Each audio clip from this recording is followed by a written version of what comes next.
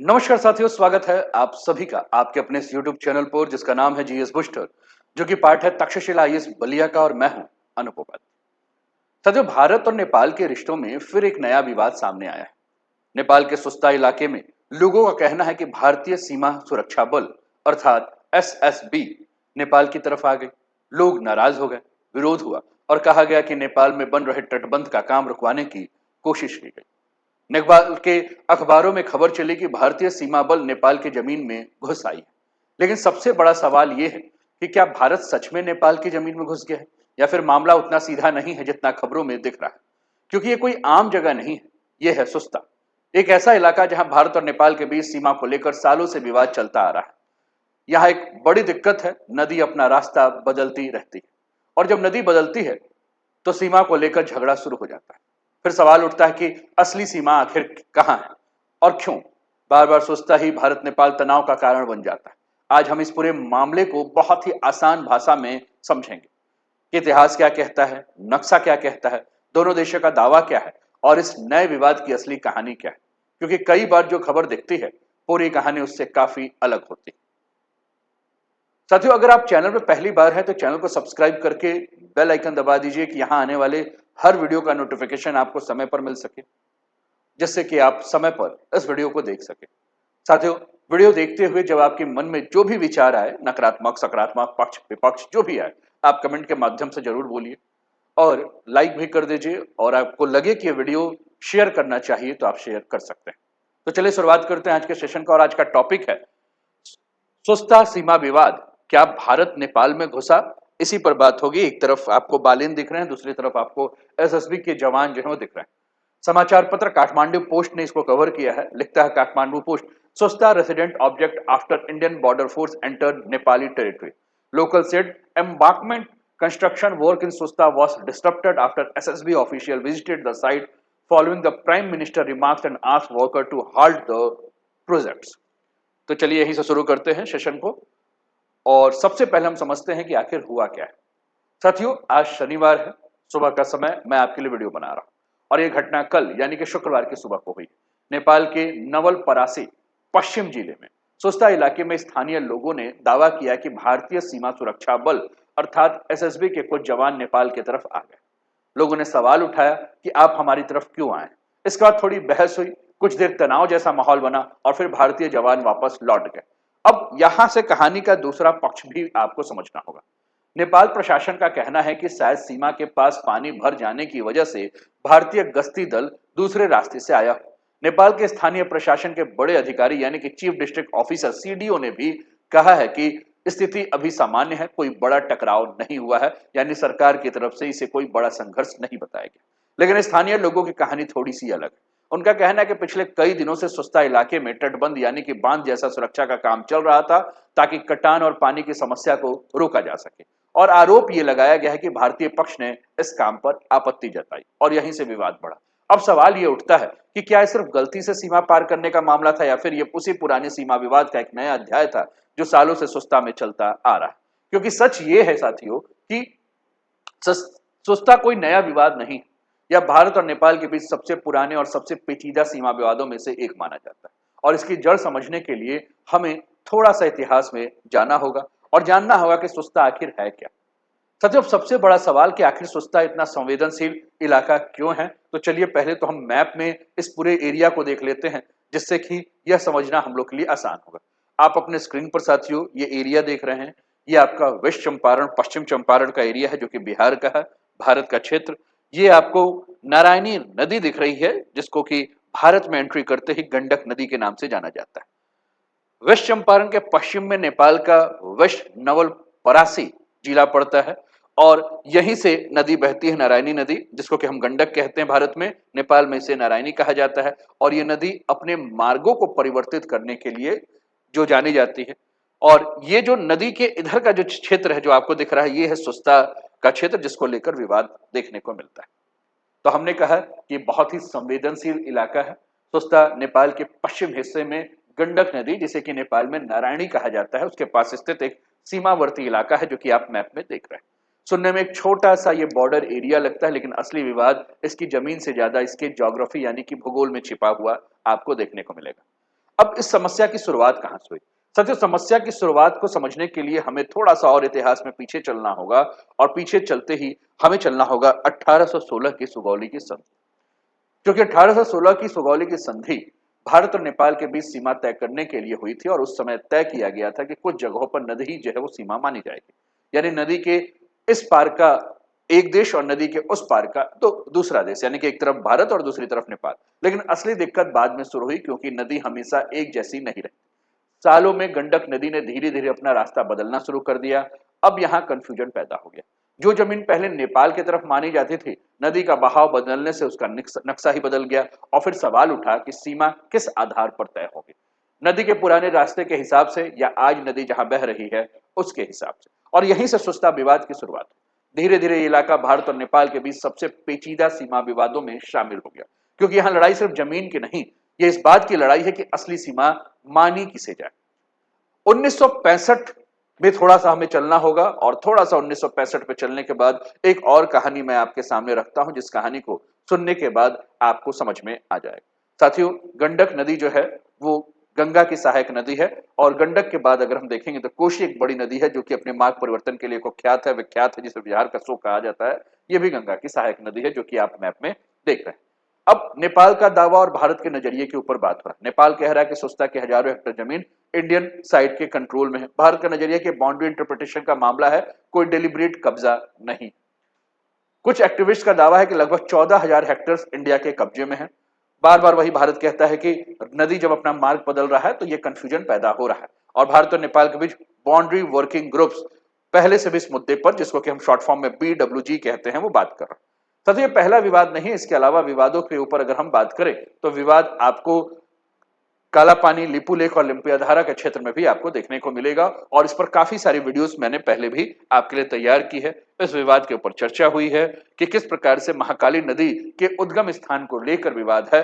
भारत कहता है कि महाकाली नदी का उद्गम काला पानी से है, वही नेपाल कहता है कि लिम्पियाधुरा से है। और नदी के पूर्व और पश्चिम वाला जो विवाद आपको सुस्ता में दिख रहा है, सेम वही विवाद आपको इस क्षेत्र में भी देखने को मिलेगा।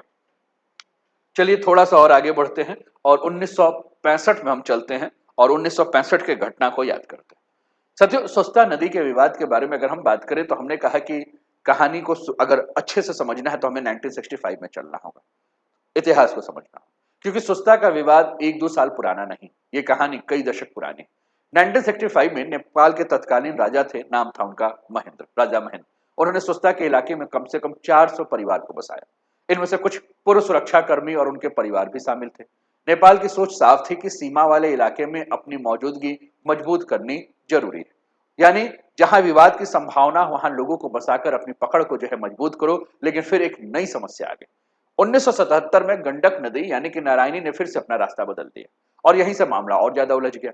कुछ बस्तियां प्रभावित हुई, कुछ जमीन नदी के कटाव में चले गए और कई जगहों पर सीमा की पहचान करना मुश्किल हो गया। सबसे बड़ी दिक्कत यह हुई कि कई जगह सीमा दिखाने वाले खंभे यानी कि बॉर्डर पिलर्स जो है या तो साफ नहीं रहे या पानी में जो है वो बह गए। एक इमेज मैं आपके सामने दिखा रहा हूं जिससे कि आपको और क्लियर हो जाएगा। मतलब ये स्थिति जो है वो आपको देखने को मिल रही है ना, यानी कि बॉर्डर के पिलर्स जो है वो क्या हो गए, गिर गए, गायब हो गए, ये कंडीशन। लेकिन यहाँ एक सवाल उठता है, क्या सुस्ता के बसावट सिर्फ गांव बसाने के लिए हुई थी या इसके पीछे एक बड़ा राजनीतिक या स्ट्रेटेजिक रीजन भी था?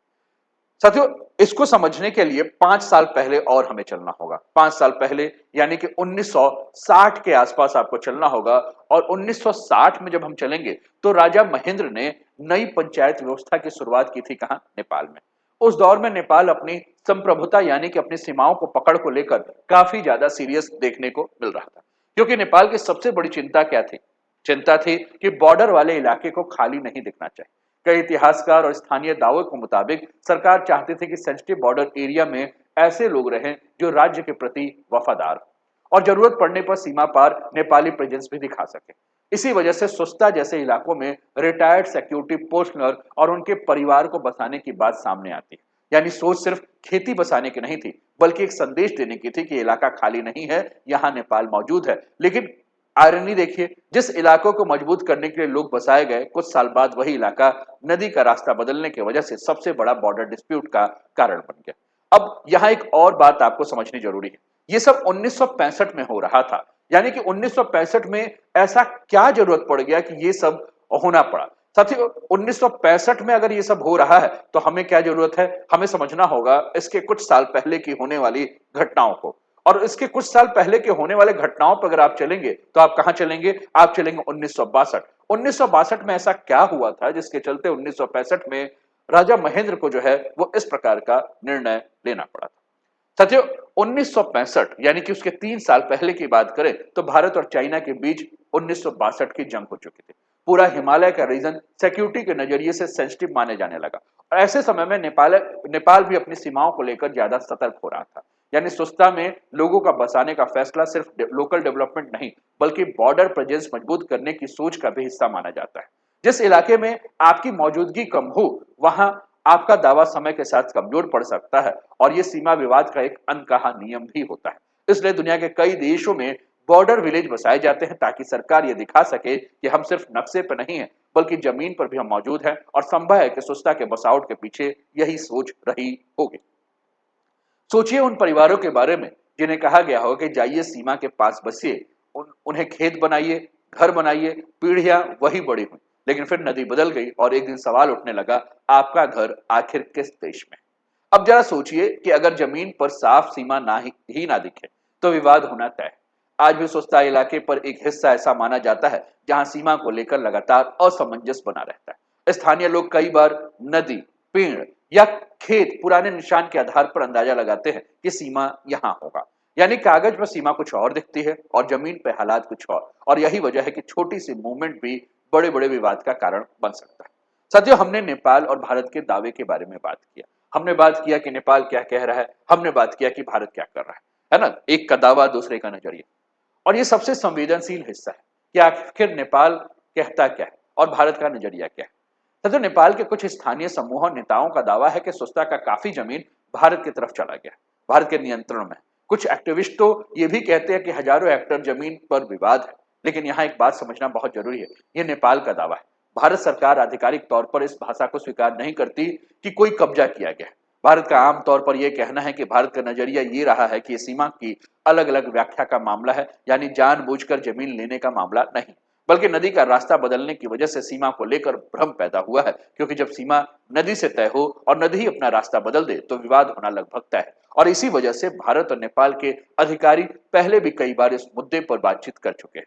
दोनों देशों के बाउंड्री कमेटी और सर्वे टीम समय पर सीमा तय करने की कोशिश करती है। और यहाँ आपको ध्यान देने की आवश्यकता है, ये पहली बार नहीं हुआ है जब सीमा को लेकर भारत और नेपाल के बीच तनाव हुआ। इससे पहले भी काला पानी, लिपू लेक, ओलंपिया धारा पर हमने कई बार चर्चा किया भी है। अभी भी हमने ये बात कहा कि काला पानी, लिपू लेक, ओलंपिया धारा, इस पर विवाद देखने को मिलता है। अभी जब नेपाल के विदेश मंत्री भारत आए थे तो उन्होंने भी इस पर बात कहा था कि इस पर हम बात करेंगे। आपको याद होगा कि इस मुद्दे पर जो है नेपाल के प्रधानमंत्री ने कहा कि इस पर जो है वह तीसरे देश को जो है वो आना चाहिए और वो ब्रिटेन और चाइना को एंट्री करा रहे हैं।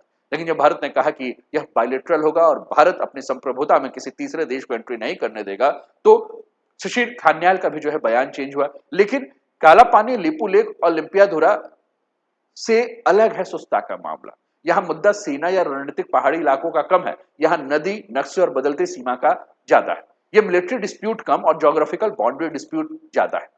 साथियों हमने बालेन शाह के बयान को भी लेकर बात किया। बालेन शाह ने इस पर क्या बयान दिया, बालेन शाह ने इस पर क्या कहा, इस पर भी हमें समझना बहुत जरूरी है क्योंकि ये कहानी का सबसे दिलचस्प हिस्सा। नेपाल के प्रधानमंत्री बालेन शाह ने संसद में एक ऐसा बयान दिया जिसने सबको चौंका दिया। उन्होंने कहा कि सिर्फ भारत ने नेपाल की जमीन पर अतिक्रमण नहीं किया है, कई जगह नेपाल भी भारत की जमीन पर कब्जा किया हुआ। और यह बयान इसलिए बड़ा था क्योंकि नेपाल की राजनीति में आमतौर पर कहानी सिर्फ एक तरफ सुनाई देती कि भारत ने नेपाल की जमीन ली। लेकिन बालेन शाह का मामला थोड़ा अलग तरीके से रखा गया क्योंकि उन्होंने कहा कि सीमा विवाद जो है वो भावनाओं से नहीं, फैक्ट और एविडेंस से सुलझना चाहिए। यानी नक्शे क्या कहते हैं, पुरानी संधियां क्या कहती हैं और असली सीमा कहाँ, इन सब पर बैठकर बात होनी चाहिए। हालांकि उनके बयान के बाद नेपाल में विवाद शुरू हुआ। कुछ लोगों ने पीएम को ऐसे बयान देने से मना किया और कुछ लोगों ने यह भी कहा कि कम से कम पहली बार किसी नेता ने मामला को एक तरफा नहीं बल्कि दोनों तरफ से देखने की बात की। लेकिन इतना तय है कि बालेन शाह के इस बयान के बाद सुस्ता और बाकी बॉर्डर इशू फिर से हेडलाइंस में आ गए। एक बार फिर सवाल उठने लगा कि आखिर इंडिया नेपाल बॉर्डर डिस्प्यूट का समाधान कैसे होगा। साथियों अब सबसे बड़ा सवाल है कि क्या ये सिर्फ सीमा का विवाद है या फिर इसके पीछे राजनीति भी है, ये भी आपको समझना बहुत ज्यादा जरूरी है। तो चलिए ये भी समझते हैं कि ये सीमा का विवाद है या इसके पीछे कोई राजनीति भी जो है वो हमें देखने को मिलती है। नेपाल की राजनीति में भारत हमेशा एक संवेदनशील मुद्दा रहा है। जब भी वहां राजनीतिक खींचतान बढ़ती है, सरकारों पर दबाव बढ़ता है, तब कई बार भारत वाला मुद्दा ज्यादा चर्चा में आने लगता है। राष्ट्रवाद की बात होती है, सीमा विवाद हेडलाइंस में आ जाते हैं और माहौल भावनात्मक हो जाता है। लेकिन इसका मतलब ये बिल्कुल नहीं है कि हर चिंता झूठी है। जमीन पर असली समस्याएं भी हैं। कई जगह सीमा के खंभे साफ नहीं है, नदी बार बार रास्ता बदलती है जिससे कंफ्यूजन बढ़ता है, स्थानीय किसानों को दिक्कत होती है और खेती की जमीन को लेकर विवाद भी होता है। और कई बार लोगों को यह समझ में नहीं आता कि उनके खेत किस देश में माना जाएगा, और इसलिए शायद सबसे सही तरीका क्या है, एक्सट्रीम सोच से बचना। और हर बात में भारत को विलन बना देना ठीक नहीं है, और नेपाल की हर चिंता को झूठ कह देना भी सही नहीं है, क्योंकि सच शायद बीच में कहां है। और जैसे सीमा मुद्दे की बात करें, यह नारे से नहीं बल्कि बातचीत, नक्शे और भरोसे से सुलझेंगे। तो आखिर निष्कर्ष ये निकलता है कि सबसे पहली बात यह है कि सुस्ता का विवाद कोई नया मामला नहीं है। यह आज या कल शुरू नहीं हुआ, बल्कि कई दशकों से चला आ रहा एक पुराना सीमा विवाद है। और इसकी सबसे बड़ी वजह क्या है? नदियों का रास्ता बदलना, सीमा की साफ पहचान का ना होना, और कई जगहों पर सीमा से जुड़े विवादों का समय पर हल ना निकल पाना। अभी जो हाल की घटना हुई वो शायद एक संकेत है कि अगर सीमा को लेकर बेहतर व्यवस्था नहीं बनाई गई, तो छोटे छोटे स्थानीय विवाद आगे चलकर बड़े राजनीतिक या कूटनीतिक मुद्दे बन सकते हैं। लेकिन यहाँ एक अच्छी बात भी है कि भारत और नेपाल का रिश्ता सिर्फ बॉर्डर तक सीमित नहीं है। दोनों देशों के बीच में सांस्कृतिक रिश्ता है, धार्मिक रिश्ता है, पारिवारिक रिश्ता है, खुली सीमा है, लोग एक दूसरे के यहाँ काम करते हैं। यानी रिश्ते में तनाव आ सकता है, लेकिन बातचीत के रास्ते अभी भी खुले हैं, और इसलिए उम्मीद टकराव के कम और बातचीत से समाधान ज्यादा दिखता है। लेकिन अब सवाल आपसे है, क्या भारत और नेपाल को सुस्ता जैसे सीमा विवादों को हमेशा के लिए समाधान निकाल देना चाहिए? आपकी क्या राय है? नीचे कमेंट करके जरूर बताइए। अगर वीडियो आपको पसंद आया है तो लाइक, शेयर और चैनल को सब्सक्राइब करना मेरे साथियों बिल्कुल भी ना भूलिए। तो चलिए फिर मिलते हैं अगले वीडियो में। तब तक अपना ध्यान रखिए, स्वस्थ रहिए, मस्त रहिए, तंदुरुस्त रहिए, हंसते खेलते मुस्कुराते हुए जीवन का आनंद लीजिए। जय हिंद, जय भारत।